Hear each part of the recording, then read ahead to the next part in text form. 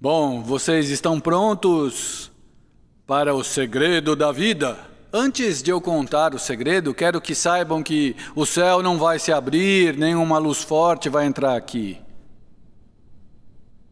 Não é um segredo tão grande. Como uma coluna vertebral, você pode torcer, flexionar e mudar a forma. Vou mostrar duas formas e pergunto qual forma é mais estável. 1 ou 2? E você não tem como responder, porque eu deixei de fora um fato. Tá bom? Os canos amarelos são carregados negativamente. Ou melhor, esse é o 2. Em qual deles? Este aqui? Sim, porque os dois polos negativos repelem um ao outro. Agora o segredo. Você tem a proteína e tem algo chamado sinal. Um sinal ou estímulo pode ser químico, como uma droga, ou hormônio, ou um fator de crescimento. Ou um estímulo pode ser uma onda vibracional. Vou usar o químico porque é visível. Muito bem. Este aqui é negativo, o amarelo, certo? E este é positivo, mas com carga mais positiva do que este é negativo, certo? Este vem assim, e quando chega perto da proteína, se liga a ela. Qual é a carga aqui? E qual a carga aqui? Esse é mais estável ou este aqui é mais estável? O que ele fez? Mudou de forma? Ele se move. O movimento é de onde vem a vida. Quando as proteínas mudam de forma, criam um comportamento. Agora, se o estímulo cessar, o que a proteína faz? Volta ao que era. De modo que você é feito de proteínas que lhe dão a estrutura, mas o movimento é a proteína somada ao estímulo. Se você está morto, mas ainda tem seu corpo de proteínas, o que é que está faltando? O sinal. Muito bem. Então, em engrenagens de proteína, cada proteína é como uma fechadura e o sinal é como uma chave e é um sinal diferente para cada proteína diferente. Quando o sinal se move e se liga à proteína, temos comportamento. Sem sinal, não há comportamento. Se quer que o comportamento aconteça novamente, o que tem que fazer? Um sinal. Estímulo. Outro sinal, depois a proteína atua novamente. Seu corpo vai se mover quando os sinais chegarem e irá parar quando os sinais não estiverem lá. Então, estas são as 3 proteínas e estes são estudos moleculares reais de como a proteína se move. Com o sinal 1, sinal 2, sinal 3. Este é o comportamento da proteína.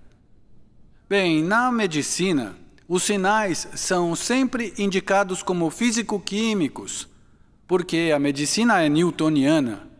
Então, todos os sinais devem ser matéria. Recentemente, os físicos estão analisando o papel do movimento proteico, e este é um artigo da revista Nature. E estes 2 autores, Popfristic e Goodman, estavam estudando como as proteínas se movem, o comportamento, e eles queriam prever o movimento.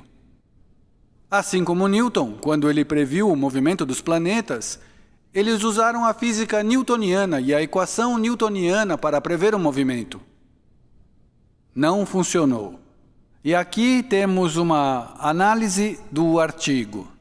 Este físico-químico escreveu: a questão mais premente, levantada por Popfristic e Goodman, é a seguinte: quando os livros de química começarão a servir como ajuda, ao invés de barreiras, a respeito desta valiosa perspectiva quantum-mecânica de como as alavancas moleculares se movimentam. Porque quando usaram a física quântica para estudar o movimento, eles foram capazes de prever com exatidão o movimento. A conclusão mais importante é o subtítulo do artigo. Quais são as forças que controlam a torção e flexão de moléculas em formas complexas? Não procure as respostas em seu livro de química orgânica. A razão pela qual isso é importante é que a medicina é baseada na química orgânica e as respostas de como a vida funciona não estão no livro. Em um artigo mais recente, esse conceito de materialismo, somente matéria? Falso.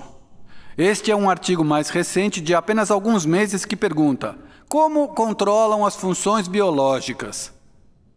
Estudavam o movimento de proteínas e o que eles mostraram foi o seguinte: ele funcionava como uma máquina de mecânica quântica. E se eles iluminavam a proteína quando as ondas estavam em fase, a proteína ficava ativa.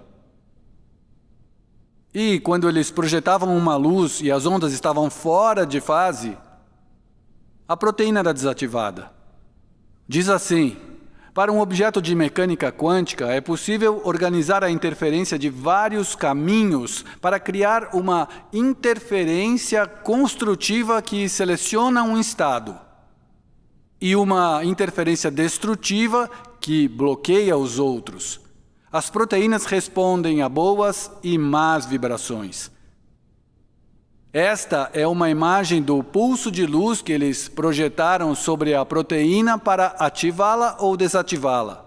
Então, a crença atual da medicina a respeito do controle químico está incorreta, porque as proteínas respondem às vibrações. Agora você tem informações suficientes para saber como a vida funciona. Você é feito de proteína. De onde vem o estímulo? De onde vem? Do campo, certo? Assim, o campo é o sinal. A medicina fala sobre moléculas, mas a física fala sobre controle por energia. Assim, a energia de seu corpo que controla a proteína é uma força vital. Então, a nova ciência traz de volta a velha história das forças vitais que controlam a vida. Então, quando um sinal se liga a uma proteína, o que acontece com a proteína? Ela se move, cria comportamento. Bom, agora, se você é saudável, seu comportamento é bom. Mas se você tem uma doença, o comportamento não é bom. Pergunta: o que pode causar doenças? Há apenas duas coisas. Ou a proteína está ruim, ou o sinal está ruim. Olha aqui. Pessoas com proteína ruim as obtiveram de defeitos congênitos, porque se você nasceu com genes defeituosos e os genes produzem a proteína está com defeito. Mas menos de 5% da população tem defeitos congênitos, o que significa que 95% das pessoas deveriam ter uma existência saudável e feliz. Mas se você fosse uma das pessoas saudáveis e agora estivesse doente, qual a causa do problema? Sinal. O sinal, certo? Existem apenas 3 maneiras de estragar o sinal. Primeiro, trauma. Se eu cair do palco e torcer minhas costas, há interferência no sinal. Número 2, toxinas. Se a química não for boa dentro do corpo, o sinal não pode ser transmitido corretamente. Ambos interferem na propagação do sinal. Mas o terceiro é o pensamento, a mente. Não há nada errado com o corpo. A mente está enviando o sinal errado na hora errada. Então, se você mudar seus pensamentos e sua mente, você pode mudar a biologia. E a mente é a principal causa de doenças em nosso planeta atualmente. Certo? Então, agora eu vou dizer que o cérebro é o que controla os sinais. Então, vou mostrar como o cérebro da célula funciona, porque é o mesmo mecanismo que o cérebro humano usa para controlar nossa própria vida. Então, onde está o cérebro? O que controla a célula? O cérebro. Onde está o cérebro? Eles sabem. Eles leram seu livro. A membrana. Eu disse antes que você e a célula são a mesma coisa. Então, podemos dizer... Estou dizendo que a sua pele é o cérebro? Sim. Já. Na embriologia, o espermatozoide e o óvulo se juntam para formar um zigoto. E depois as células se dividem e formam uma esfera de célula chamada blástula. Então as células formam três camadas concêntricas. A camada externa é chamada ectoderme, a camada média é a mesoderme e a camada interior é a endoderme. Cada camada origina tecidos e órgãos específicos. A ectoderme dá origem a duas coisas. A camada externa da ectoderme forma a pele e o sistema nervoso central. Assim como a célula, sua pele é o cérebro. Bom, agora vou mostrar como funciona. No interior da célula estão as vias proteicas e o exterior da célula é a pele ou a membrana. O sinal vai do ambiente através da membrana para ir às engrenagens. A membrana controla se o sinal entra ou não, tá bom? O estímulo vem do ambiente, a proteína cria o comportamento e a membrana é um interruptor. Muito bem. Aqui é como o outro slide, sinal mais proteína. Eles sabem o que acontece aqui? Comportamento. Vou mostrar. Bem, o sinal vem do ambiente e atinge o interruptor. Então, o interruptor envia o sinal para dentro da célula para a proteína executar o comportamento. Então, o interruptor controla o sinal que entra na célula. São mais ou menos 100.000 interruptores dentro da célula em um dado momento. Mas todos os interruptores são parecidos. Fazem duas coisas. Uma, lê um sinal primário e, em seguida, envia um sinal secundário para a proteína, de modo que há duas partes no interruptor. Bem, na pele há proteínas receptoras, e receptor significa o que recebe, certo? Vocês têm receptores em seus corpos? Quais os maiores? Os olhos, nariz, orelhas, ouvido, boca. O ponto é o seguinte: todos os seus receptores são construídos na pele. E estes receptores leem os sinais do ambiente. É o mesmo que a célula, é um simples, tipo olho, ou ouvido, ou nariz. O receptor tem uma antena e responde aos sinais de vibração do ambiente. O que acontece quando um sinal se liga a uma proteína? O que acontece? A proteína se move. Então, há dois estados em uma proteína, antes do sinal e depois do sinal. São duas formas. Quando o sinal está ativo, ele conecta este a essa proteína e a esta proteína. E esta proteína, o efetor, produz um efeito e envia o sinal para a célula que controla a proteína. Então, o sinal primário é captado pelo receptor. Aí o receptor conecta a proteína processadora. Então, o processador se conecta à proteína efetora, que envia o sinal secundário para a via proteica. Bom, agora eu vou mostrar um vídeo de como funciona. Este é o receptor com uma antena, este é o processador. Vejam a forma, dá uma olhada na forma. Eles não se conectam. Surge o sinal, muda a forma, este se conecta a este. Este aqui envia o sinal para dentro da célula. Quando o sinal desaparece, a forma volta e o interruptor é desfeito. Isso não se encaixa. Agora o sinal primário muda de forma. Este muda de forma e envia um sinal para dentro. E este sinal controla a função, uma função específica dentro da célula. Então é assim que funciona o interruptor. Muito bem. Na nova biologia, eles falam sobre isto é a membrana celular, e os sinais vêm do ambiente. Ligam-se ao receptor e os efetores enviam sinais para controlar as proteínas. E no final você obtém comportamento. Então os sinais causam comportamento. Estas vias há um novo ramo da ciência e é chamado de transdução de sinal. E existem milhares dessas diferentes vias. Muito bem. O nome da proteína em linguagem científica é complicado.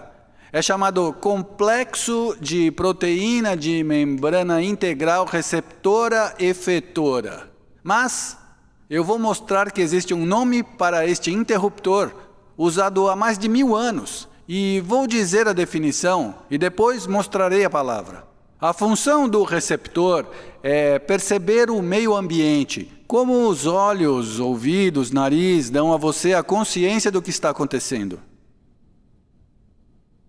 A função do efetor é enviar um sinal físico para a célula. Vou chamar de sensação física. Assim, a definição do mecanismo é estar consciente do meio ambiente através de uma sensação física. Agora, no dicionário temos a palavra percepção. E a definição de percepção é consciência dos elementos do ambiente através de sensação física. Qual é o nome do mecanismo que controla a sua biologia? Percepção. E essa é a importância. Como você vê o mundo, é que controla a biologia. Conclusão número 1. A percepção controla o comportamento. E o que causa o comportamento? Sim, a parte física, a proteína. Então, o sinal, o mecanismo controla a proteína, que é o comportamento. Tá bom? Nós não falamos aqui sobre DNA. Quando você precisa de uma proteína na célula e ela não está lá, você precisa do projeto, que são os genes. Como isso funciona? Estou muito empolgado porque vou mostrar a vocês como funciona um gene. Mas antes de fazê-lo, quero que saibam que recebemos informações incorretas. Quando dizem que um gene está ligado ou está desligado, parece que os genes tomam decisões. Eis uma verdade simples. Um gene é um desenho técnico. Se você for conversar com um arquiteto e ele estiver trabalhando em um projeto, e se você olhar sobre o ombro dele e disser, a planta está ligada ou desligada? Quer dizer, não faz sentido, uma planta não pode estar ligada ou desligada, ela é um desenho. Um gene não pode estar ligado ou desligado, é um projeto, é uma planta. Então o negócio é o seguinte, você está lendo o projeto ou não está lendo o projeto? E o gene não toma essa decisão. Bom, funciona assim. No núcleo da célula estão os cromossomos, que são as unidades de hereditariedade. E os cromossomos são feitos de 50% de DNA e 50% de proteína. O que a proteína faz? A resposta é, durante 50 anos, fizemos as experiências, isolamos o DNA e jogamos fora a proteína. E recentemente, alguns cientistas se perguntaram, 50% é muita proteína para jogar fora? O que isso faz? E a resposta a esta pergunta mudará a civilização. E eu digo por quê. A resposta é, Quando você entende como a proteína funciona, você entende que você controla os genes não controlam você. Um cromossomo é um núcleo de DNA com uma capa proteica. Faz de conta que meu braço é DNA. E eu escrevi o código genético para olhos azuis com pincel atômico. E eu pergunto, você consegue ler o gene para olhos azuis? Olha aqui, como ele se parece dentro da célula. Consegue ler o gene para olhos azuis? Se quiser ler o gene, o que você tem que fazer primeiro? Tirar a manga. E a manga é feita do quê? Proteínas. E o que faz a proteína mudar de forma? O sinal. É isso aí. Essa nova ciência é chamada de controle epigenético. Antigamente, na escola, ensinávamos controle genético, que significa simplesmente controle pelos genes. Epi significa acima, como epiderme. Então, controle epigenético é o controle acima dos genes. Bom, eu vou mostrar um vídeo de como funciona, é muito simples. O cromossomo é um núcleo do DNA com uma capa proteica. No início de cada gene, há uma proteína chamada proteína reguladora. O sinal se liga a uma proteína específica, a capa de proteína sai e o DNA é exposto.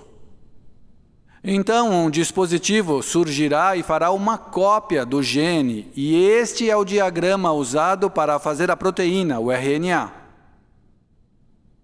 E o sinal sai e o gene é recoberto novamente. Agora mais rápido.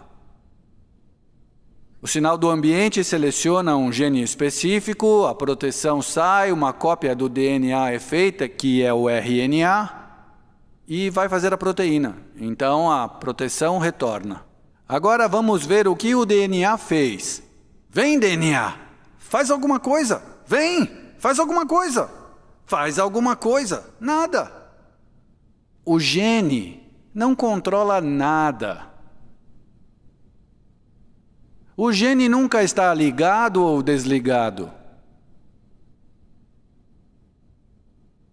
O gene é lido ou não lido. E o que vocês acham que controla o sinal? Percepção. Tá bom? Muito bem. Então, este é o mesmo tipo de transdução de sinal. Os receptores são a entrada do ambiente. Daí o sinal viaja através das proteínas, vai para o núcleo, afeta as proteínas de um cromossomo. Então a cópia do gene é feita e aqui temos a saída. Você não é a vítima dos seus genes, porque é você que controla seus genes. Um esquema genético, usando o controle epigenético, pode criar 30.000 proteínas diferentes a partir de um único modelo. Então você pode vir com genes bons. E depois, através do controle epigenético, criar câncer, diabetes. E isso não tem nada a ver com os genes, mas com o controle epigenético. Você pode vir com bons genes e criar mutações, ou você pode vir com genes mutantes e se tornar normal. Eu vou mostrar. Este é um rato mutante, um mutante agouti, louro, gordo e diabético. Este é um rato de aparência normal. Parece normal, mas é um mutante agouti. A diferença? Quando este aqui ainda estava em gestação, a mãe foi alimentada com estes aditivos e eles afetaram o controle epigenético e encobriram o mutante. Então você pode ter genes mutantes, mas com o controle epigenético você pode agir e se tornar normal. Mais um exemplo. Este é um rato mutante chamado cauda quebrada. Este aqui também é um rato mutante, porém com cauda normal. O importante é que a cauda quebrada é a mesma mutação que em humanos causa espinha bífida, e isso pode ser encoberto com controle epigenético. Então, você não é a vítima dos seus genes, porque pode mudar qualquer um dos seus genes a qualquer momento. Esta é uma citação do cientista responsável por este trabalho. Natureza e criação são importantes e ambos estão interligados, mas o que é maior é a epigenética em termos de volume. A genômica pode ser a ponta do iceberg, mas a epigenética é a base. A medicina tem alguma informação sobre isso, mas sabe muito pouco sobre a coisa maior chamada epigenética. Quando isto se tornar conhecido para o público, trará de volta a responsabilidade por sua saúde para você, o que quer dizer que você não é uma vítima dos seus genes. Isto está sendo cada vez mais divulgado e, em uma publicação recente da revista Discovery, o DNA não é a sua identidade. Porém, diariamente, a mídia ainda diz que os genes controlam isso e controlam aquilo. E as pessoas ficam nervosas sobre quais genes estão em sua família. E como Greg Braden disse antes, se você procura por doença, você pode criar a doença através da epigenética. No momento parece que cerca de 95% do câncer não é causado por genes mutantes, mas por causa do controle epigenético. E pode ser passado de pai para filho, como os genes. Mas a diferença é que você pode mudar sua epigenética a qualquer momento. Assim, o dogma central, DNA, RNA, proteína, primazia do DNA, não está completo. Falta a proteína para o controle epigenético, mas a proteína é controlada pelo sinal que vem do ambiente. Então não é a primazia do DNA, isto aqui está lá no meio, é a primazia do meio ambiente. Número 2, percepção. O interruptor controla a atividade dos genes. Se você mudar sua percepção, você muda a leitura de seus genes. Se alguém lhe diz que você vai ter uma doença e você acredita, você pode criar a doença. Então, há 3 conclusões. Não dá tempo para eu falar sobre uma delas, mas vou listá-las. Conclusão 1. Percepção. A sua visão da vida, o mecanismo, controla o comportamento porque isso é proteína. A percepção controla quais genes estão sendo lidos e como estão sendo lidos. E aquela que não tive tempo até agora é a 3ª conclusão. Percepção pode reescrever o código genético. Então, a percepção controla a vida. Ninguém percebe o mundo da mesma forma, são percepções diferentes. Vamos fazer um teste de percepção. Bem, esta é uma pergunta simples, porque, olha, é importante porque a percepção controla sua biologia. Então, o teste de percepção é simples. A área da superfície A é maior, igual ou menor que a área da superfície B? Qual é maior? Sim, são quadrados com lados iguais. Os lados não são iguais, mas são uniformes. Vou fazer um teste mais difícil agora, tá bem? Mostrarei 2 áreas de superfície que não são regulares. Vocês devem, com sua mente, dizer qual é maior. Então depende se você está na fila da frente ou na fila de trás, se você usa óculos ou se você consegue avaliar. Então, eu vou utilizar um mapa aqui. Qual tem maior área, Europa ou América do Sul? Calcule de cabeça as áreas.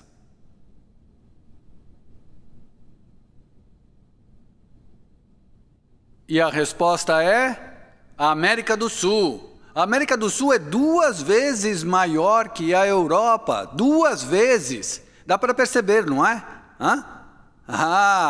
O mapa está errado. Este é o mapa Mercator. Ele foi feito por alemães. Onde colocaram a Alemanha? A Alemanha está no centro. Não é o Equador que fica no centro? Este mapa está errado. Querem ver um mapa correto? É chamado mapa de projeção de Peters. Qual é maior, América do Sul ou Europa? E o ponto é, percepções são aprendidas e às vezes suas percepções podem estar certas e às vezes podem estar erradas. Como a percepção controla a biologia e como podem estar certas ou erradas, é mais correto dizer que a crença controla a biologia. O que você acredita cria a sua vida, por dentro e por fora. Quando eu voltar amanhã, vou mostrar de quem aprenderam suas crenças e vou explicar por que é tão difícil mudar suas crenças. Mesmo quando você fala consigo mesmo, não funciona. E isso é muito importante, porque quando Greg diz, você acredita que tem poderes e pode expressá-los, eu vou dar a razão neurológica de por que é tão difícil. E aí eu vou mostrar como pode ser fácil mudar sua crença. Ontem, estamos chegando aos finalmente e a conclusão com a qual lidamos foi que a percepção controla a biologia, porque nossa visão da vida determina nosso comportamento, controla nossos genes e pode até reescrever o código genético. Mas como nossas percepções estão certas às vezes e erradas às vezes, é melhor chamá-las de crenças. Então é a crença que controla a biologia. Você não é uma vítima da sua genética, mas você é responsável pelo que se desenrola em sua vida. Falamos sobre células individuais ontem. Hoje eu vou falar sobre uma comunidade de células. Então, quando você olha para si mesmo, você não é uma entidade única, mas é uma comunidade de 50 trilhões de células. É importante entender a palavra comunidade. Toda célula é inteligente, mas quando estão em uma comunidade, elas abrem mão de sua inteligência pessoal e respondem à voz central, para que a comunidade represente uma unidade chamada organismo. E nessa comunidade, uma célula deve seguir o que diz a voz central. E se a voz central disser morra, as células morrerão. A voz central é a mente. E falarei sobre a natureza dos 2 aspectos da mente e por que, às vezes, temos problemas para controlar nossa vida. Vou falar sobre como essa mente funciona. Primeiro, há sinais do ambiente, tanto do ambiente interno quanto do ambiente externo. O cérebro, a função do cérebro é perceber os sinais, depois interpretar os sinais, aí enviar a informação para as células, para controlar o comportamento e a genética, de modo que a função do cérebro é percepção, e daí cria a mente. Todos já ouviram falar de algo chamado efeito placebo. O efeito placebo é quando você tem um pensamento positivo de que algo pode curá-lo. Mesmo que você não sabe, pode ser uma pílula de açúcar, mas você acredita que é o remédio de verdade. Então você pode se curar. Então a pílula não te curou, foi o pensamento que te curou. As estatísticas revelam que 1/3 de todas as curas médicas, incluindo cirurgia, são resultado do efeito placebo. Agora, a questão é que o efeito placebo é quando você tem um pensamento positivo. Houve uma pergunta esta manhã, e sobre o pensamento negativo? Isso é o que a medicina não diz, que existe o pensamento negativo, e é chamado de efeito nocebo. E do mesmo jeito que o pensamento positivo pode te curar, o pensamento negativo pode te matar. Ambos são o mesmo efeito. Um é mais positivo, o outro é negativo, mas os efeitos são exatamente os mesmos na sua saúde. Um irá curar você, o outro pode deixar você doente. A questão é que o pensamento negativo pode criar todos os efeitos da quimioterapia. Agora pensa nisso. Se um médico te diz que você tem uma doença, ou o médico diz que você vai morrer, e você acredita no médico porque ele é o profissional, a crença vai lhe dar uma doença e pode fazer você morrer. Então a crença se torna uma parte importante da medicina. Olha, muitos de vocês ouviram sobre o Prozac. Todos os anos, bilhões de dólares são gastos na compra de Prozac. E olha que surpresa! O Prozac não é melhor do que uma pílula de açúcar, de modo que é uma droga placebo. E ainda assim, as pessoas que a tomam acreditam tanto na droga que isso as faz melhorar. Então, se você acredita que algo é bom para você, será bom. E se você acredita que é prejudicial, será ruim. Nos Estados Unidos, no sul do país, há um grupo religioso chamado de Batistas Fundamentalistas. E este grupo se empolga em um êxtase religioso. E eles acreditam que Deus os protege, então vão trabalhar com cobras venenosas, tipo cascavéis. E eles até são picados pelas cobras, e nada acontece com eles. E, no entanto, dá uma olhada aqui. Alguns deles bebem estricnina em doses tóxicas. E quando estão nesse estado de crença, isso não os afeta. Então, se você pode beber veneno tóxico, por quê? Por que nos preocupamos tanto com as toxinas, ou com a comida, ou com o ar e essas coisas? Porque acreditamos que as toxinas podem nos matar. E até mesmo com os cigarros, na embalagem está escrito que isso vai te matar. Mas mesmo sabendo disso, eu não vou beber estricnina. Sabe por quê? Porque minha crença não é tão forte quanto as deles. Então, se ao crescer, nós fôssemos programados com crenças fortes, seríamos mais poderosos do que somos. A crença sobre qualquer coisa é importante, incluindo a nossa saúde, envelhecimento e o mundo em que vivemos. Esta é uma foto de algumas mulheres bonitas que dançam no que é chamado de Palm Springs Follies. E pergunto, o que vocês acham de incomum sobre essas mulheres? Olha, elas têm braços, viu? É que as luvas são vermelhas no fundo vermelho, é difícil de ver. Sabe o que é incomum? Suas idades. 75 anos de idade. Envelhecer não está na crença delas, porque elas têm uma paixão pela dança. E a paixão as mantém jovens, vivas e saudáveis. Mas a maioria de nós vê outras pessoas envelhecer e acha que devemos envelhecer como elas. E um fator importante sobre o qual Greg falou, a crença se torna parte do campo. Assim, embora você acredite que possa ficar jovem, a crença de todos ao seu redor é mais poderosa e fará você envelhecer também. Bom, fica a pergunta se somos tão capazes de ser jovens e saudáveis, por que adoecemos? Uma das razões mais importantes é o estresse. Eu vou mostrar como funciona o estresse usando células, depois pessoas. Coloquei células em uma placa de Petri e dividi o grupo em 2 conjuntos. Em um conjunto, coloquei nutrientes na frente das células. No outro, coloquei toxinas na frente das células. Eu os coloco de volta na incubadora e volto mais tarde para observar. Onde vocês acham que as células estão em cada um dos experimentos, quando vocês voltam? Quando há nutrientes no prato, as células se movem em direção aos sinais, como sinais positivos de crescimento. Mas quando as toxinas estão no prato, as células se afastam dos sinais negativos ameaçadores.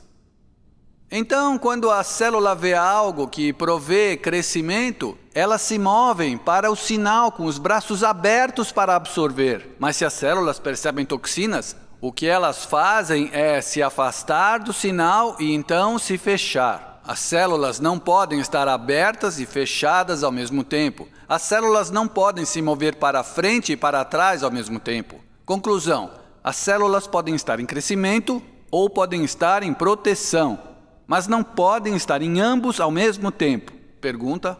Você acredita que as expectativas dos cientistas afetam o movimento das células em direção às toxinas ou aos nutrientes?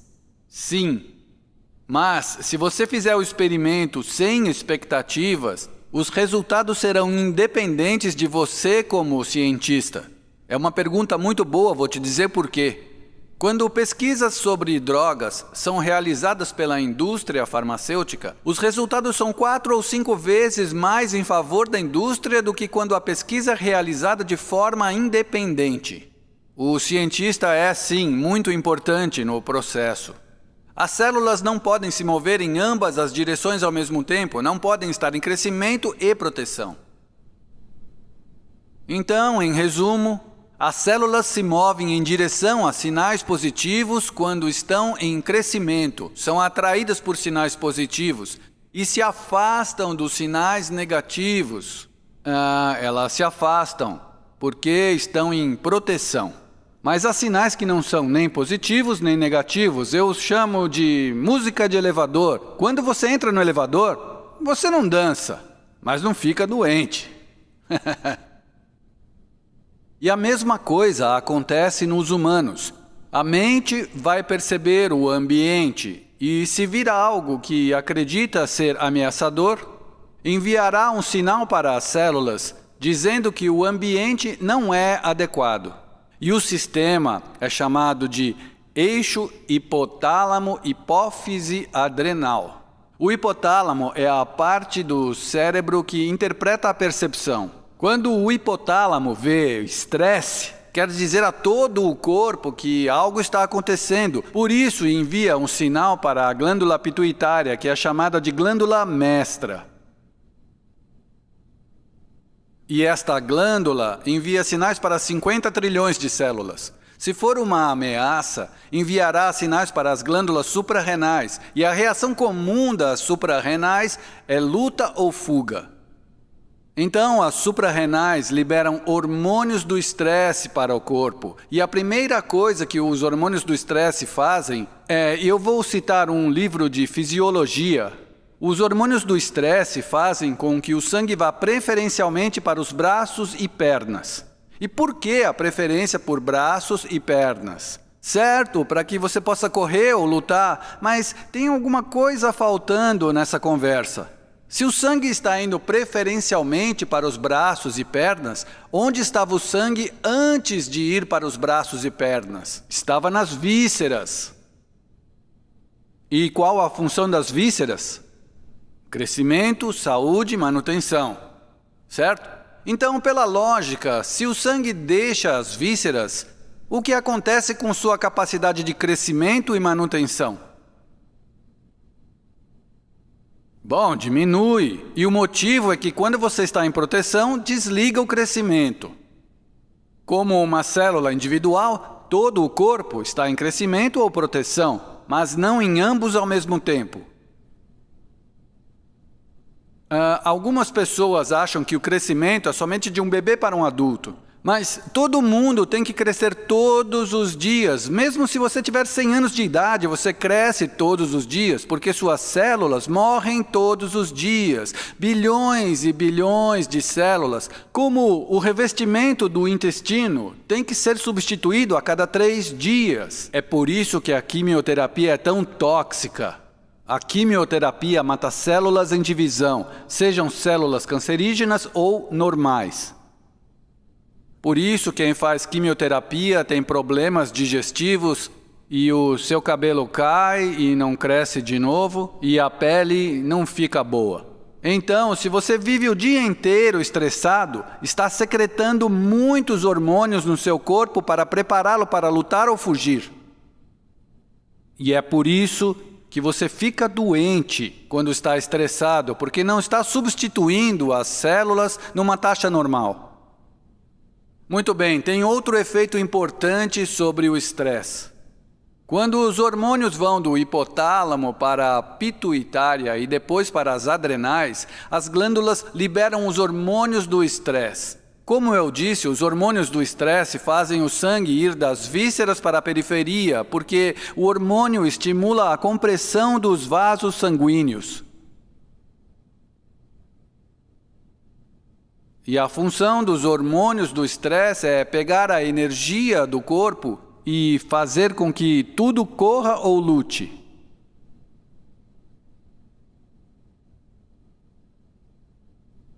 Então, os hormônios do estresse vão desligar as funções de coisas que não serão necessárias em luta ou fuga. Um dos usos mais importantes da energia do corpo é o sistema imunológico, e pense na lógica disto. Digamos que você tenha uma infecção bacteriana e tenha diarreia e um leão esteja perseguindo você. Quanta energia você deve colocar na luta contra a infecção e quanta energia você deve colocar em fugir do leão? Esquece o sistema imunológico, porque se o leão comer você, a bactéria é problema dele. E o negócio é o seguinte: os hormônios do estresse desligam o sistema imunológico. E a importância disso, percebam então, é que cada um de vocês está infectado com quase todos os germes que os humanos têm que causam doenças. Neste momento, se eu pegar uma amostra de sangue, mostro a vocês que todos têm vírus, bactérias, parasitas, e podem dizer, bom, se estou infectado, por que não estou doente?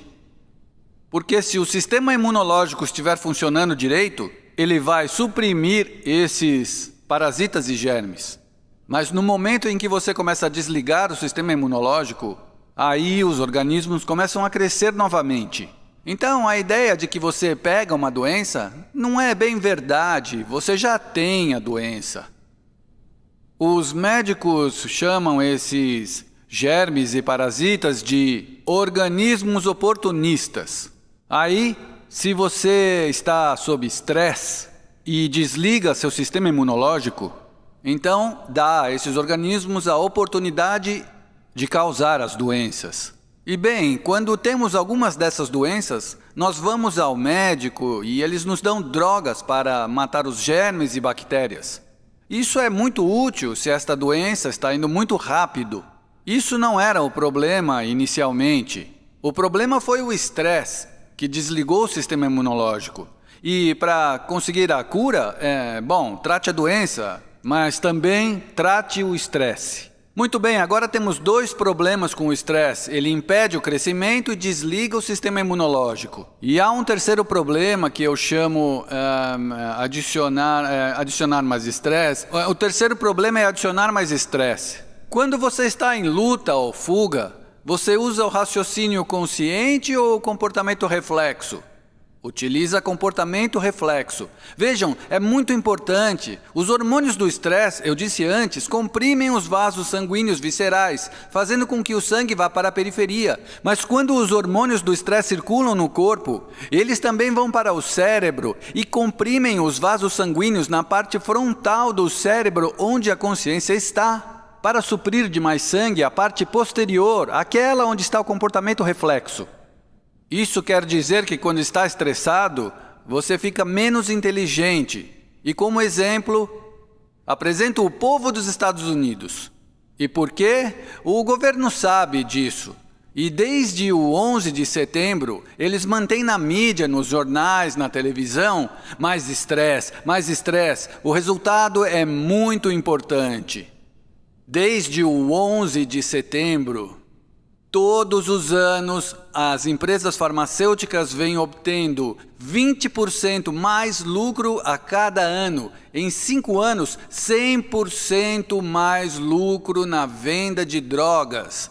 Então é importante perceber que o estresse afeta você em muitos níveis diferentes, mas todos eles resultam em acabar com sua vida. Assim, na nossa próxima imagem, é como as células. As pessoas se movem em direção aos sinais de atração de crescimento positivo e se afastam do medo ou dos sinais ameaçadores. Quando se move nessa direção, está em crescimento. Na outra direção, proteção. E algumas coisas no mundo são como música de elevador, indiferentes. Bom, tem sido demonstrado que o amor é o maior sinal de crescimento do mundo. Por exemplo, na Iugoslávia, onde eles têm orfanatos, quem era o líder na Iugoslávia? A Romênia, Romênia, é isso aí. Era o Ceausescu. Sim.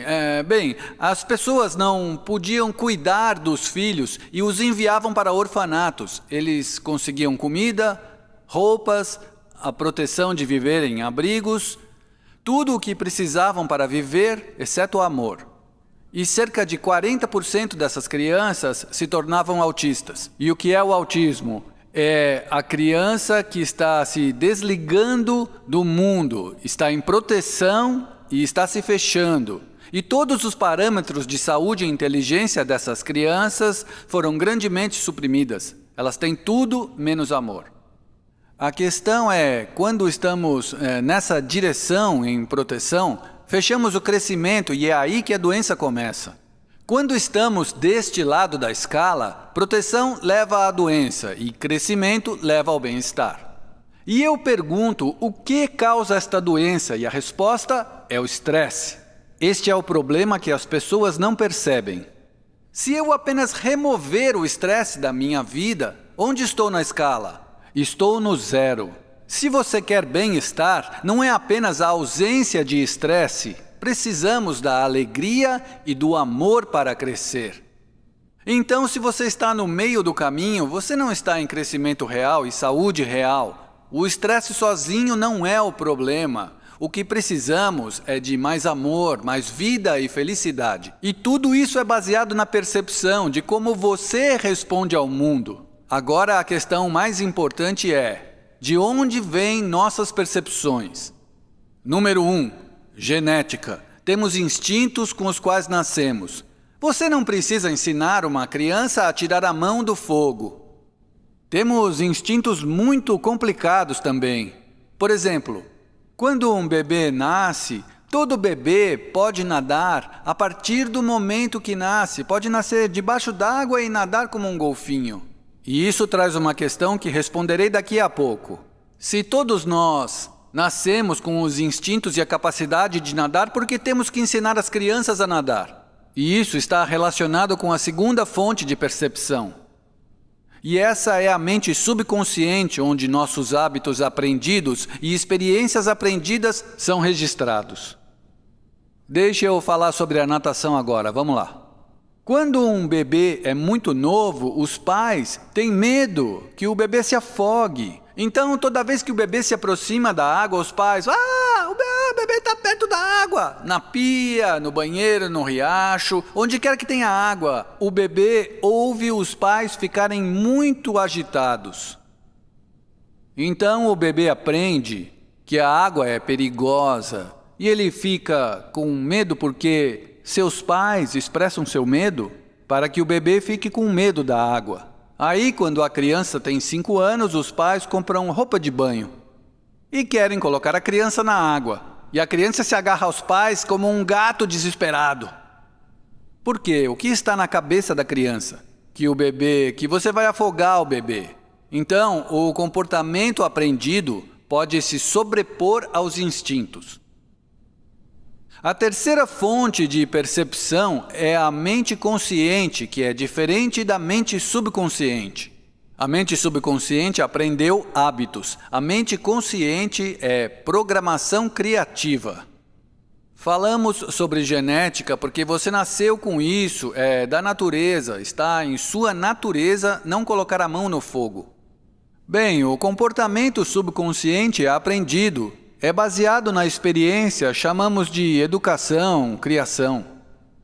E há 100 anos a ciência pergunta, o que é mais forte, o ensinado ou o natural? É uma discussão inútil, porque o que é mais forte é a consciência. Quando está consciente, pode reescrever os instintos. E quando está consciente, pode reescrever as experiências de sua vida.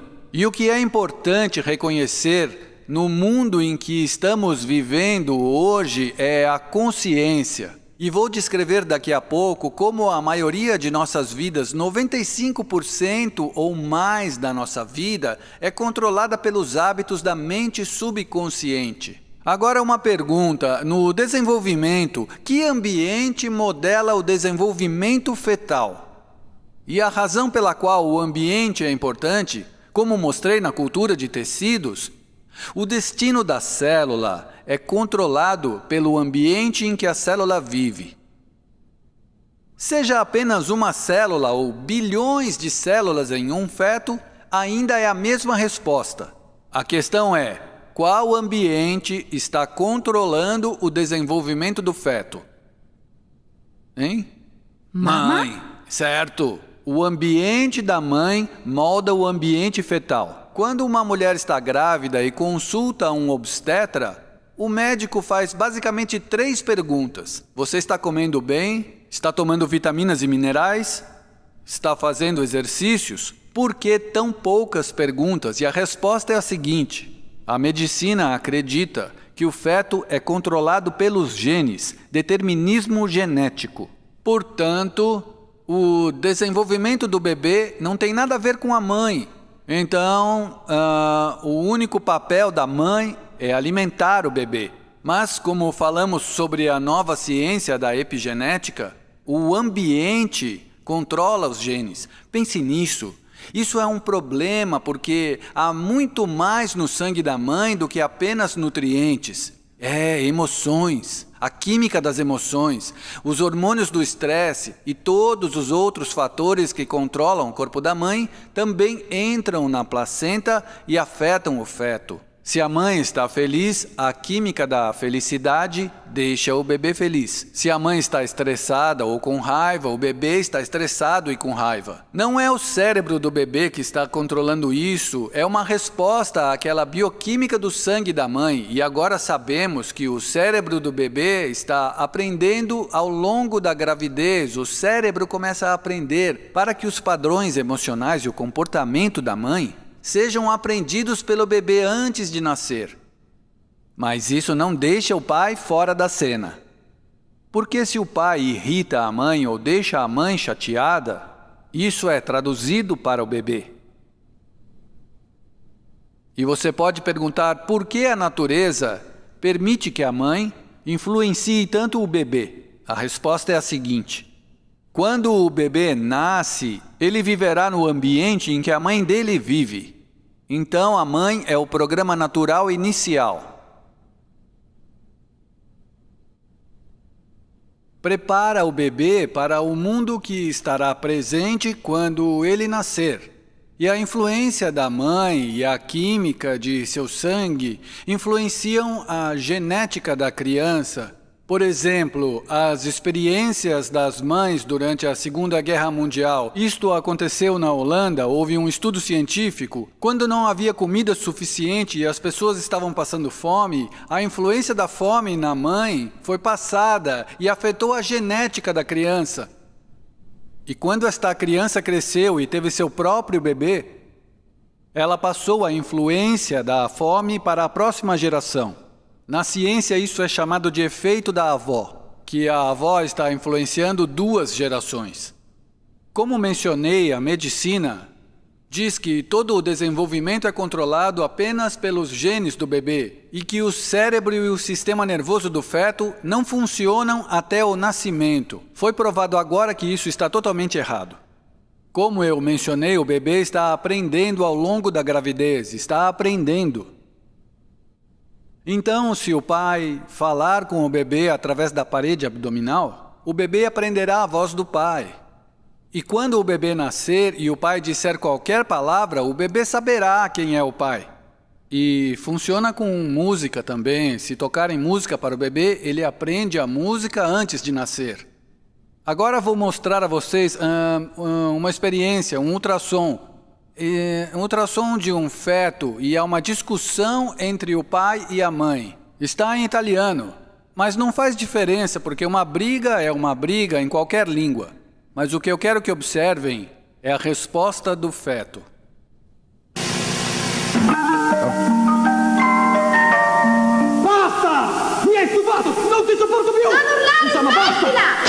Quando un bambino nasce, ha già un passato. Siete voi. Non dimenticatelo, perché 9 mesi valgono una vita.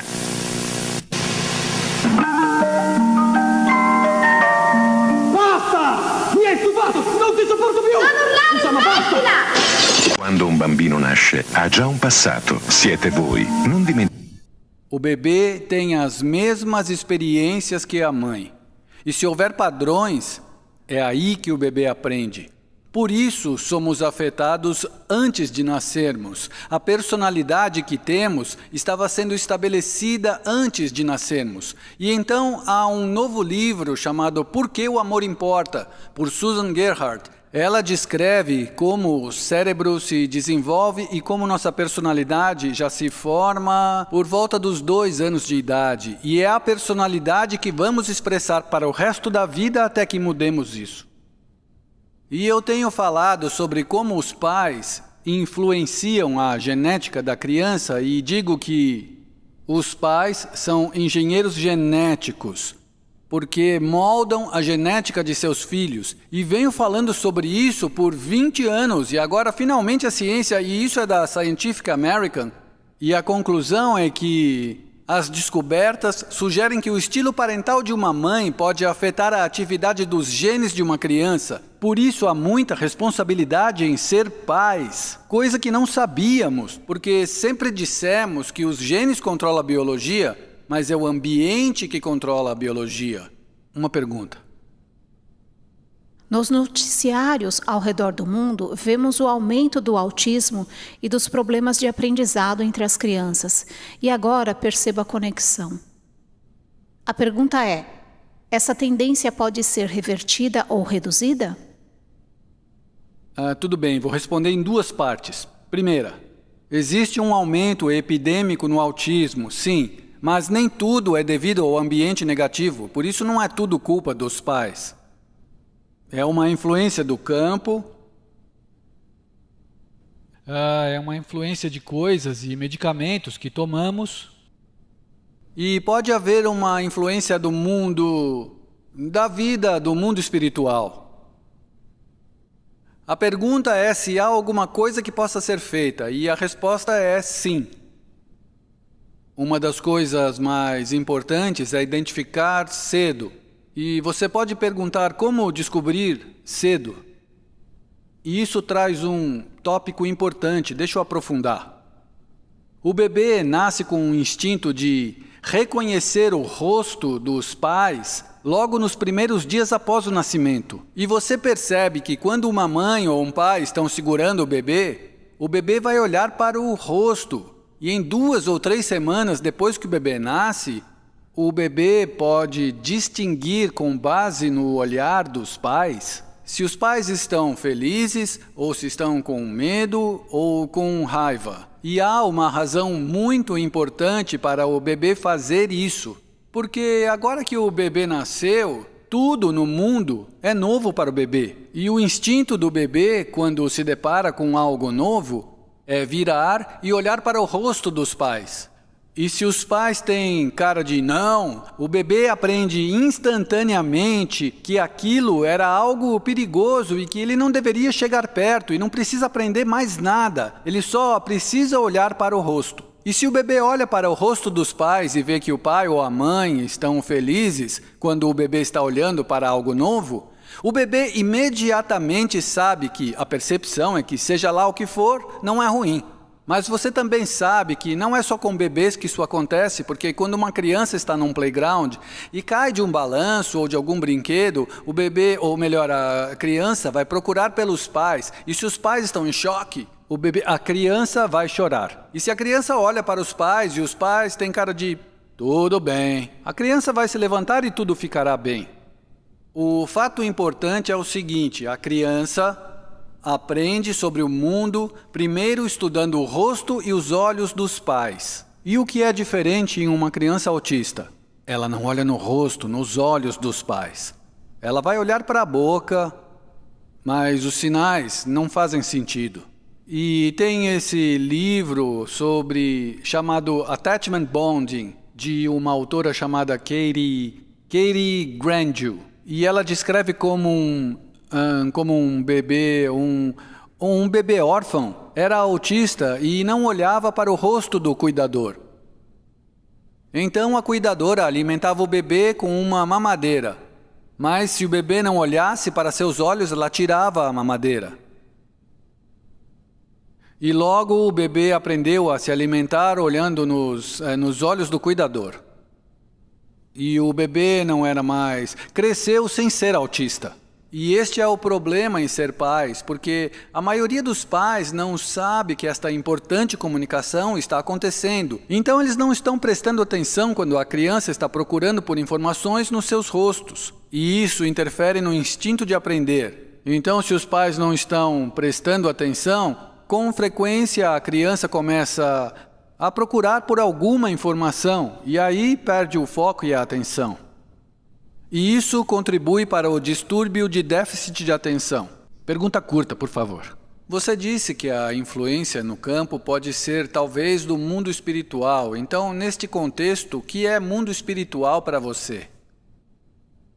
Bom, rapidamente, para começar, eu não acreditava no mundo espiritual. Quando entendi como as células funcionavam, e eu vou mostrar a vocês à tarde, precisamente o que quero dizer com o mundo espiritual e como ele se conecta às células. E o interessante é que eu disse, e uma mulher fez uma pergunta sobre a influência do cientista no experimento, e eu não tinha noção da natureza espiritual, é por isso que eu estava na ciência, porque eu era um mecanicista. E os resultados dos experimentos revelaram nossa conexão com o ambiente, pois nossa identidade vem do ambiente. Vou falar sobre isso mais tarde. Esta é uma análise recente da revista Science. E fala sobre de onde vêm os padrões de doença. Eu vou ampliar um pouco. É isso aqui que eu vou ler. Os processos ambientais que influenciam a propensão à doença na idade adulta operam durante as fases periconcepcional, fetal e infantil da vida. Questões relativas a doenças cardiovasculares, câncer, obesidade, diabetes, estão todas arraigadas nos primeiros estágios de nossa vida, na época da concepção, desenvolvimento fetal e fases infantis. Muito obrigado. Esta é uma experiência que foi feita no Japão, onde estavam ensinando um programa de computador a uma mãe chimpanzé antes que ela tivesse o bebê. Ensinaram-na a ligar o computador e depois apareceria uma escrita japonesa indicando uma cor. E na parte inferior da tela havia uma barra de cores. E se ela escolhesse as cores certas para corresponder ao roteiro, ela ganharia uma moeda e poderia levar a moeda para uma máquina de venda automática e comprar um agrado. Demorou muitos meses para ensinar a mãe. Então ela teve um bebezinho chimpanzé. O bebê era tão pequeno que não podia andar ainda e a mãe estava fazendo os experimentos. Um dia ela pegou a moeda e foi até a máquina e deixou o bebê. E o bebê se aproxima do computador, liga, o script aparece, ele seleciona a cor e depois pega a moeda. E os cientistas ficaram chocados. Quem ensinou o bebê? E a resposta é muito importante. Sugere que os bebês adquirem essas habilidades apenas por observação e não precisam ser ativamente treinados por seus pais. Isso é exatamente o que acontece conosco quando somos crianças. E é uma relação muito importante com o funcionamento do cérebro. Nas pesquisas sobre o cérebro, estudamos o que é chamado de EEG, que é a atividade de vibração do cérebro. Como adultos, temos níveis de atividades muito altos e baixos acontecendo o tempo todo. Em nosso desenvolvimento, partimos de frequências mais baixas e vamos subindo, subindo, subindo até as frequências mais elevadas. Nos primeiros 2 anos antes do nascimento até os primeiros 2 anos, estamos na menor frequência, certo? A partir de 2 anos, olha, para um adulto, delta é como dormir ou estar inconsciente. Mas para uma criança não está inconsciente, mas ela ainda não consegue criar respostas. É como estar atrás de uma janela apenas observando o mundo. Dos 2 aos 6 anos, há uma atividade mais alta chamada teta. Teta é o estado de imaginação. É por isso que crianças entre 2 e 6 anos misturam o mundo real e o imaginário em suas brincadeiras. Quando a criança chega aos 6 anos, então outro nível começa, chamado alfa, que é a consciência calma. Quando a criança chega aos 12 anos, pode expressar todas as faixas de delta, teta, alfa, e aqui é a consciência ativa, beta. O ponto mais importante, a consciência, da maneira como definimos consciência, só estará disponível para a criança depois dos 6 anos. Os 6 primeiros anos são o estado programável. Isso porque essa baixa atividade aqui é chamada de transe hipnagógico. Então, se eu quiser hipnotizar você, eu tenho que levá-lo de níveis mais altos para níveis mais baixos de consciência e eu posso colocar informações no subconsciente que está aqui. É por isso que esse período é importante. Este é um período de enculturação.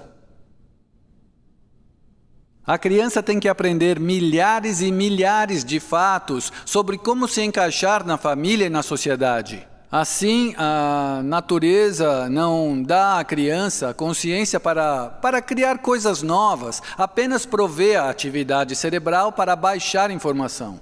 Os jesuítas costumavam dizer o seguinte: deem-me uma criança até os 6 anos de idade e ela pertencerá à igreja pelo resto da vida, porque tudo o que acontece nos 6 primeiros anos é a primeira estrutura da mente subconsciente. A criança está num estado de superaprendizado. Uma criança entre 0 e 6 anos pode aprender 3 idiomas ao mesmo tempo, mas depois disso, se você tentar ensinar apenas um idioma a uma criança, será difícil. Portanto, este é o período de nossas vidas onde aprendemos os fundamentos dos relacionamentos, conexões, família e comunidade. Assim como o chimpanzé, o que quer que o bebê veja, experimente ou aprenda com a família, vai direto para a mente subconsciente. E este é também o período em que aprendemos a autoidentidade, quem somos nós. O que nossos pais nos dizem, nós nos tornamos. Por isso, se os pais nos dizem que somos inteligentes, adoráveis e maravilhosos, isso entra no programa. Mas se nos dizem que não somos boas pessoas, ou que não somos inteligentes, ou não somos bonitos, ou não somos bons, é isso que fica programado. Por exemplo, numa loja, quando uma criança está fazendo birra porque quer um brinquedo, e os pais depois dizem, você não merece o brinquedo, então é isso que fica programado, eu não mereço. E uma vez que está no subconsciente, fica gravado como num audio player. E daí para frente, o subconsciente fica repetindo, eu não mereço, eu não mereço. Então, os programas que adquirimos nos primeiros 6 anos moldam como vivemos nossa vida, mas tudo isso está abaixo da consciência. Então, talvez você não conheça os programas recebidos porque você não estava realmente consciente neste período. Porém, a maioria de nós aqui recebeu o programa de não bom o suficiente, você não é o melhor que pode ser. Muito bem, vamos falar sobre a próxima parte. A mente tem 2 partes. A mente subconsciente é o cérebro original e pode processar 40 milhões de bits de dados do ambiente a cada segundo. Olha só, o subconsciente é muito poderoso e muito rápido, mas é totalmente guiado pelo hábito. Não é criativo. Só consegue reproduzir o que aprende. Na evolução, a parte frontal do cérebro, o córtex pré-frontal, dá origem à consciência.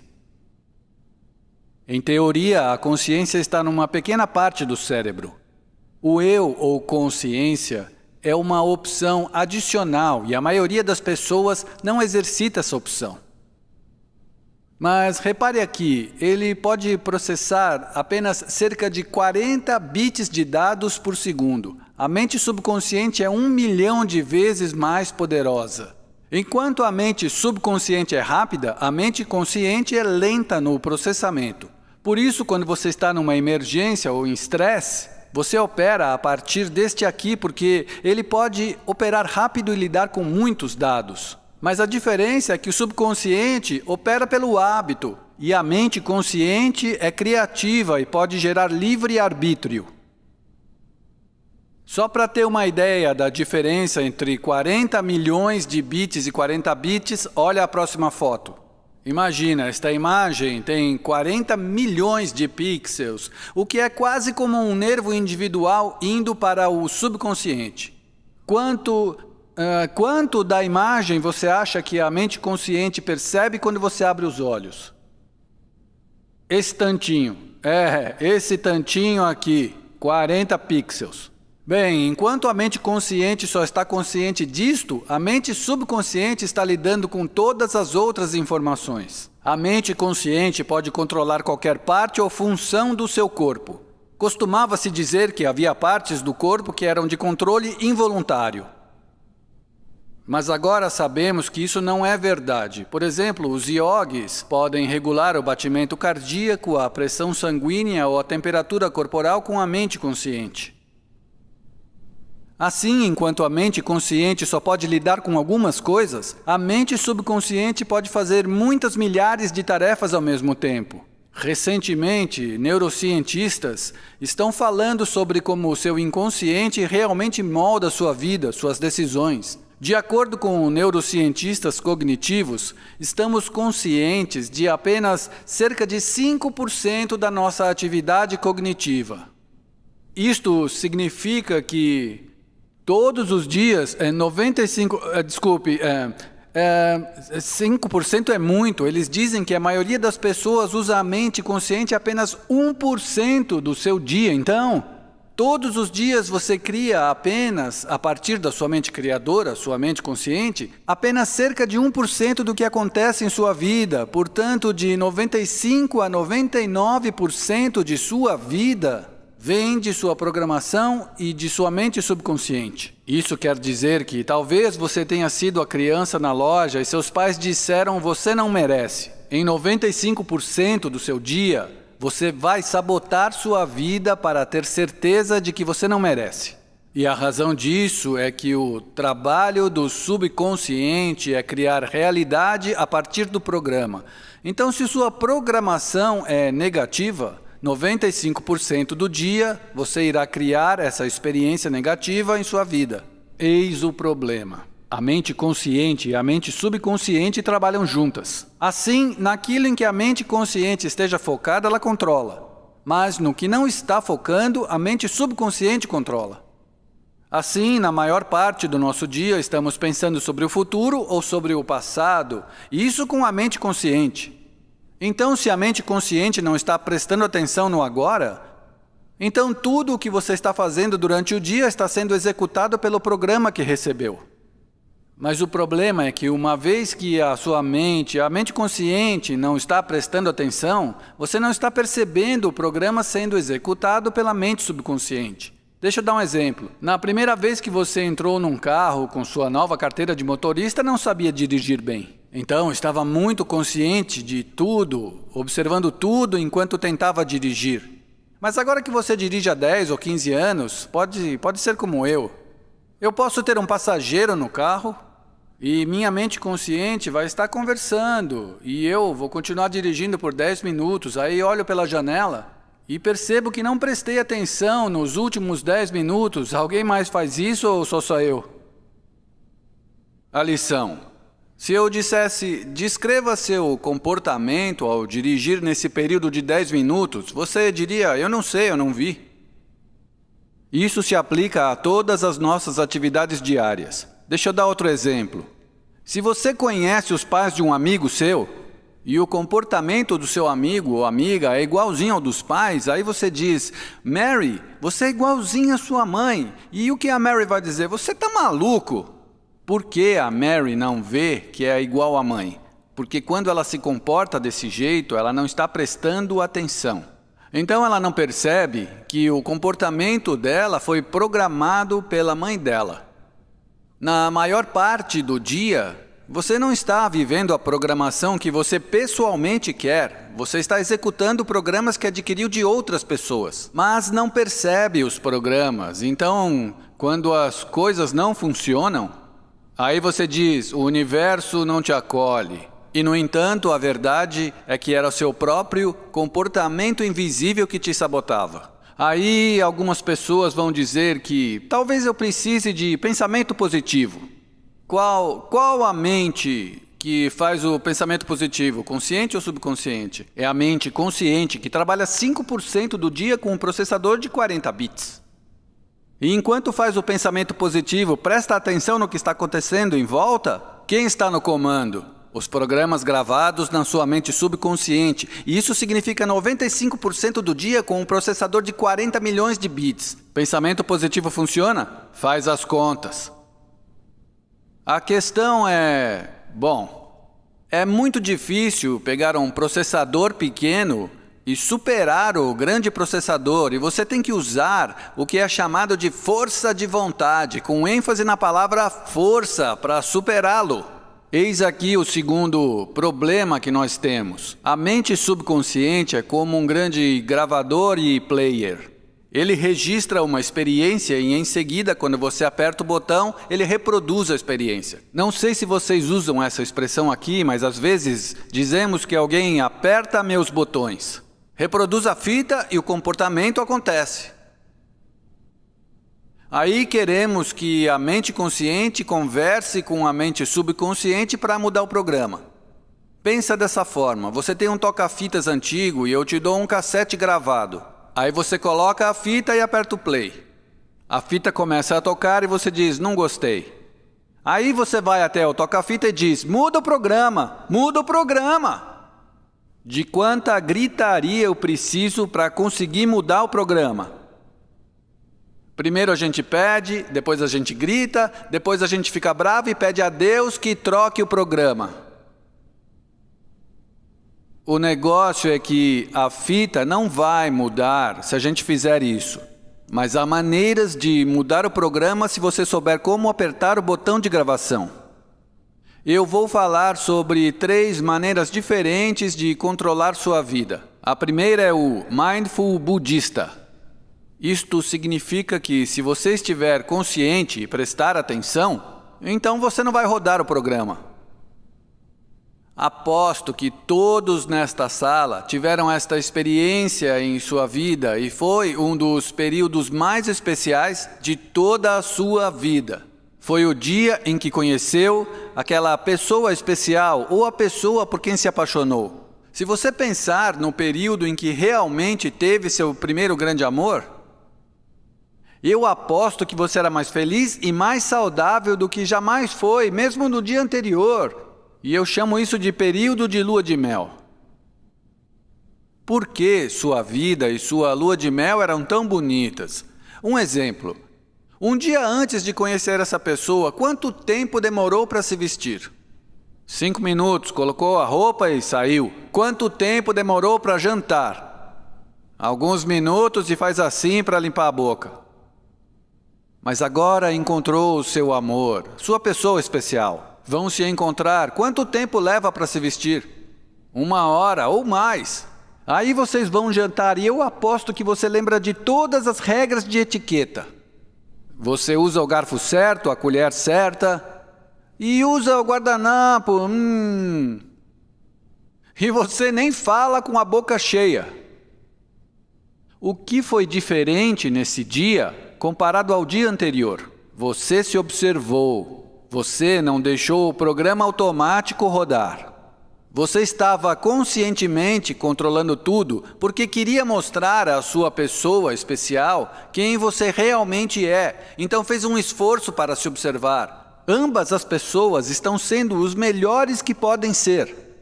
E o amor está no ar. Aí então, o tempo passa, a vida toma o ritmo normal e você volta a ficar ocupado. e a sua mente começa a pensar no trabalho, ou no mundo, ou no que quer que seja. Você pensa com sua mente consciente. Seu comportamento é controlado por quem? A mente subconsciente. E os programas que estão lá de quem são? Seus ou de outra pessoa? E sua pessoa especial vem conversar com você com carinho. Mas sua cabeça está em outro lugar. E você responde para a pessoa como seus pais. E ela olha para você e... que tipo de comportamento é esse? Você percebe sua reação, sim ou não? Aí você diz, do que você está falando? Então as brigas começam, porque agora você está se comunicando como uma pessoa diferente. Você não está se comunicando como a pessoa que acredita ser em sua mente consciente. Se você foi a criança na loja aos 6 anos e te disseram que você não merece, ou você está no seu trabalho, no seu cubículo, na sua rotina e fica pensando, eu sou melhor do que isso, deveria estar dirigindo a empresa. E enquanto está pensando nisso, está prestando atenção? Quem está cuidando de tudo? O subconsciente. E qual o programa do subconsciente? Você não merece. Aí você comete erros. Para quantos aqui foi dito que eram alunos medianos? Aí, depois de fazer uma prova e receber a prova corrigida, você olha para a pergunta e diz, eu sabia essa aqui, por que eu marquei errado? Porque o trabalho do subconsciente é criar a realidade estabelecida pelo programa. Então, sua vida não reflete o que você quer, reflete o programa que você recebeu. Bom, uma solução é consciência, esteja consciente e não rode o programa. Uma segunda solução, hipnoterapia clínica. Porque isso o coloca no mesmo estado cerebral em que você estava no período de aprendizagem. Aí você pode criar um novo programa e regravar a fita. Existe ainda uma maneira melhor e mais rápida. Há um grupo de novas modalidades psicológicas chamadas psicologia energética. Há muitas versões diferentes. Por exemplo, repadronização holográfica, conversa corporal, EMDR, EFT e aquela que eu conheço melhor, Psych-K, PSYCH-K. Esses métodos são uma maneira de apertar o botão gravar do gravador. Essas práticas podem mudar uma crença que você teve sua vida inteira em cerca de 15 ou 20 minutos. Muitos deles, como o Psych-K, criam um estado de superaprendizado, como quando você era criança. Agora eu não vou falar sobre essas modalidades. No meu site, eu tenho uma lista com vários deles. Então, você pode selecionar um deles, ir para o próprio site e se informar sobre eles. Certo, agora eu quero falar sobre... Bom, seus pensamentos entram e ajustam seu corpo internamente. Mas agora vou mostrar a você como seus pensamentos saem e afetam sua vida externamente. Esta é uma imagem antiga de uma nova tecnologia chamada magnetoencefalografia ou MEG. No EEG você conecta fios em sua pele e lê a atividade cerebral. Com o MEG, a sonda nem sequer toca a cabeça. Você pode ler a sua atividade cerebral fora do crânio. Não é mágica. Quando um nervo conduz um sinal, é como um fio elétrico. Ele tem um componente elétrico, mostrado pelas setas pretas, e assim o componente elétrico pode ser captado por eletrodos na pele. Mas quando um fio está conduzindo corrente elétrica, tem também um campo magnético ao redor dele. Em física é chamado de regra do polegar da mão direita. Se meu braço é um fio e a corrente vai daqui até aqui, eu pego minha mão direita com o polegar apontando na direção do fluxo da corrente e meus dedos mostram a polaridade de um campo magnético que circunda o cabo. O campo magnético atravessa a pele. Seus pensamentos não estão contidos na sua cabeça. Esta aqui foi uma experiência feita por um cientista indiano chamado Amit Goswami.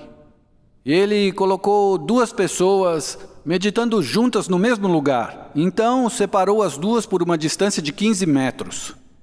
Em uma das pessoas, ele coloca uma luz estroboscópica piscando em seus olhos muito rápido. E o efeito é o que eles chamam de um potencial evocado, um disparo muito rápido do cérebro. Este aqui viu a luz e teve o potencial evocado. E o outro, a 15 metros de distância, ao mesmo tempo que o primeiro teve o potencial evocado, o outro teve um potencial evocado sem ver a luz. Porque, como eu falei ontem, as pessoas não são partículas, são ondas. E as ondas se entrelaçam umas com as outras. As pessoas com as quais você se conecta se entrelaçam com você. Muita gente já passou por... Sabe quando você fala ou lembra de um amigo que não vê há muito tempo? Tipo, faz 10 anos que eu não falo com meu amigo John. Aí o telefone toca e é o John. Ou então você recebe uma carta de John. Muita gente já passou por isso. É como o efeito placebo-nocebo. Quando você tem pensamentos positivos sobre alguém, eles fazem um esforço para contatar você. Mas funciona nos dois sentidos. Se você tiver pensamentos negativos sobre alguém, onde quer que estejam, criarão uma conversa negativa sobre você. É muito importante reconhecer que seus pensamentos e julgamentos não estão apenas ligados a você, mas também ligados às pessoas de quem você fala. Bem, olha aqui. Sabemos que se acertarmos a frequência, podemos fazer um cálice de cristal quebrar. Isso se chama ressonância harmônica, ou como expliquei ontem, interferência construtiva. Quando duas ondas estão em fase uma com a outra, lembram? Quando elas se encontram, há uma soma. Os átomos vibram em uma certa frequência, e se eu usar a mesma frequência criando uma interferência construtiva com o diapasão, isso faz com que os átomos girem mais rápido, e então o vidro explode. Neste experimento aqui eu pergunto, se eu bater no diapasão, o que acontece nesta foto? Todos eles? Somente este aqui. Por quê? É por causa da interferência, da mesma frequência. Frequência diferente, não há resposta. Bem, você é como um diapasão com seu cérebro e as frequências de transmissão de seus pensamentos. Qual taça vai responder aos seus pensamentos? Aquela que é harmonicamente ressonante com seus pensamentos. Se você vive com medo, não vai ativar o Dalai Lama, mas você pode fazer o Scarface aparecer. Então, quando você está pensando, você está estimulando e ativando as coisas do mundo que estão conectadas aos seus pensamentos. Quando um assaltante está tentando descobrir qual pessoa ele vai atacar, entre todas as pessoas andando na rua, qual você acha que será atacada? Aquela que tem mais medo, porque quem tem medo está nessa sintonia. E isso significa que o assaltante não precisa fazer nada, ele vai lá e a pessoa entrega tudo para ele, de mão beijada.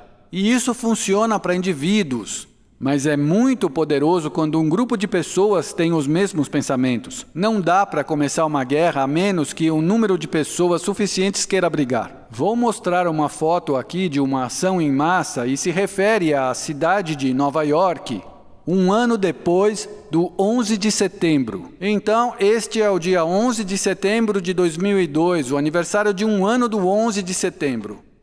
No que todo mundo em Nova York estava pensando naquele dia? E o número que ganhou a loteria, 911. Porque coletivamente nós criamos a realidade. Quando eu e Greg estivemos na Austrália e encontramos com o detentor dos conhecimentos mandeístas, ele disse que através de sua prática eles viam o futuro e sabiam sobre Saddam Hussein, sabiam sobre George Bush. E ele disse, e da guerra que se aproxima. E Greg disse, essa guerra tem que acontecer? E com um sorriso muito sábio ele disse, não, se a consciência mudasse, não haveria uma guerra.